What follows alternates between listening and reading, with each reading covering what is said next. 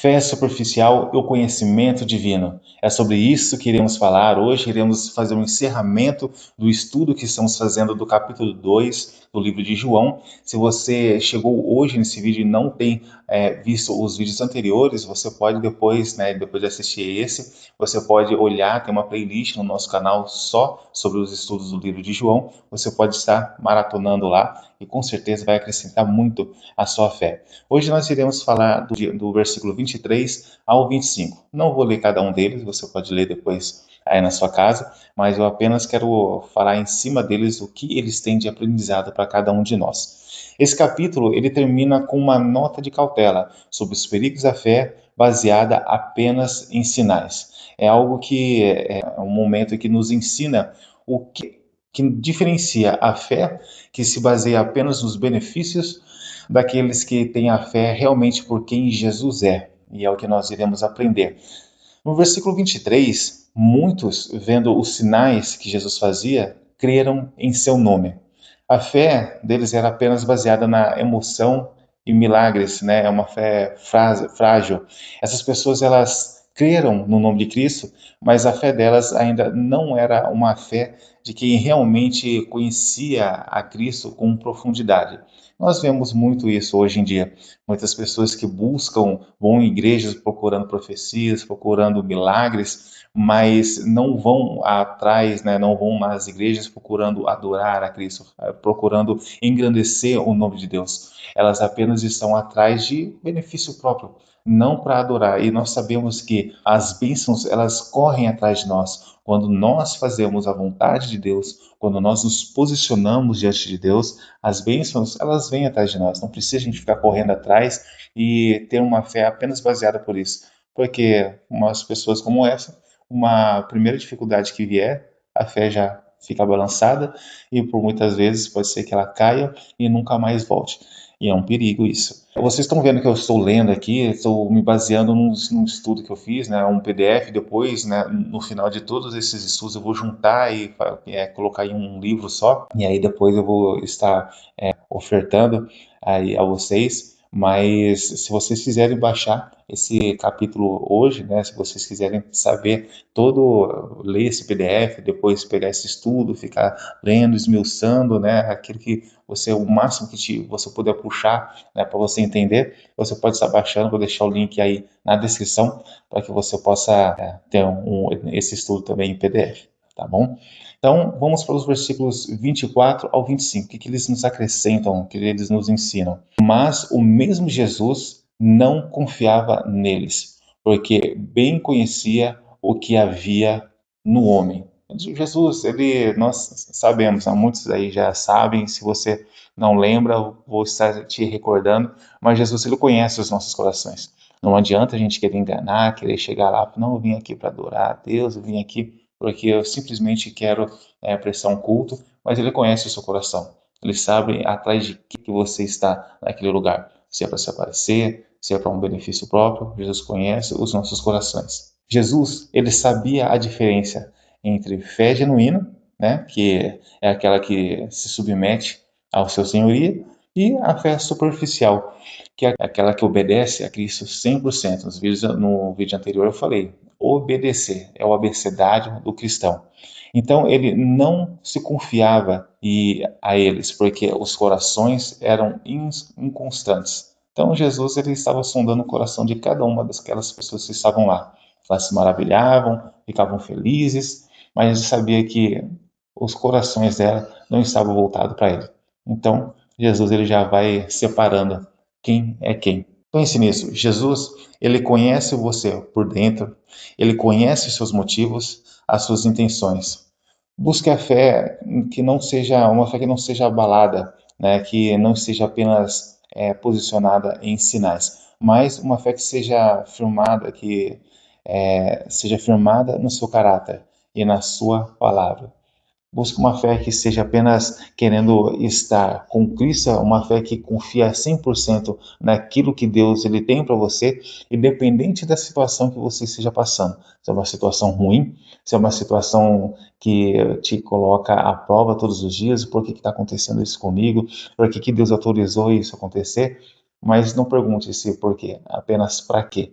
Quando você começar a entender que tudo que aconteceu na sua vida faz parte dos planos de Deus, você vai ter uma fé mais sólida, mais firme, porque pode vir qualquer dificuldade, você vai estar preparado para aquilo. Amém? Agora eu vou fazer um compêndio geral de tudo que a gente vem falado ao longo desse estudo do capítulo 2. Tenha coragem de buscar a transformação. A mensagem de João 2, ela é dupla. Entregue a sua água, né, a sua vida comum, para que ele transforme em glória. Entregue aquilo que todos os seus dias, os seus costumes, os seus pensamentos, as suas vontades, coloque diante dele, para que ele transforme aquilo para a glória dele. E se for para a glória dele, a sua vida vai ser muito bem beneficiada. E você vai ver, olha, valeu muito a pena eu colocar tudo diante do altar, tudo diante de Deus. Permita a sua ira santa, né? No momento em que Jesus ele entrou no templo e expulsou todos os cambistas, os comerciantes. Você fazendo isso, você vai fazer com que Cristo ele purifique o templo do seu coração, de todo o mercantilismo, de toda a superficialidade. Quando você se entrega à autoridade de Deus, aos ensinamentos de Deus, você vai ter um coração mais puro, uma alma mais forte, mais alimentada. Você não vai se nutrir de coisas banais, de coisas superficiais. Você vai se nutrir da palavra de Deus. E dessa maneira, assim como o corpo, nós devemos nos alimentar daquilo que é bom, daquilo que é o mais natural possível, que vai transformar, deixar o nosso corpo mais forte, melhor, com mais vitaminas, né? Enfim, vai deixar o nosso corpo mais forte. Assim é com a alma. Dependendo daquilo que você coloca diante dos seus olhos, que você deixa entrar no seu coração, é aquilo que vai fazer com que você esteja com uma alma preparada para qualquer situação. Então, fazendo as considerações finais, né, esse capítulo 2 ele nos apresenta a autoridade inquestionável de Jesus. Ele manifesta esses dois atos poderosos, que é a transformação da água em vinho, né, que mostra que Jesus ele tem o poder de mudar toda a nossa substância e levar nossa vida comum a um nível de excelência e glória, e a purificação do templo, né? Agora falando desse templo, quando nós deixamos o zelo de Cristo entrar em nossas vidas, a purificação da nossa alma, ela vai ser clara. Nós estaremos 100% cheios de Deus, ao invés de estar 100% cheio do mundo, cheio das coisas que enfraquecem as nossas almas. Então, portanto, a grande lição desse capítulo é que não se pode ter a glória de Cristo sem aceitar a autoridade purificadora. Muitos buscam milagres, né? O vinho, mas se esquivam do chicote do mestre, que é a purificação. Muitos querem só a bênção, mas não querem a chamada de atenção, não querem o ensinamento de Cristo. Pense, examine sempre o seu coração. Você tem obedecido permanentemente a sua palavra? Né? Quando, como exemplo, lembra, fazei tudo quanto ele vos disser. Aquela palavra de Maria. Você tem permitido que o templo do seu corpo e a sua congregação sejam contaminados pelo mercantilismo e pela superficialidade? Você tem deixado o seu coração ser influenciado pelo que o mundo prega, né? Somente bênção, somente prosperidade? Não é só isso.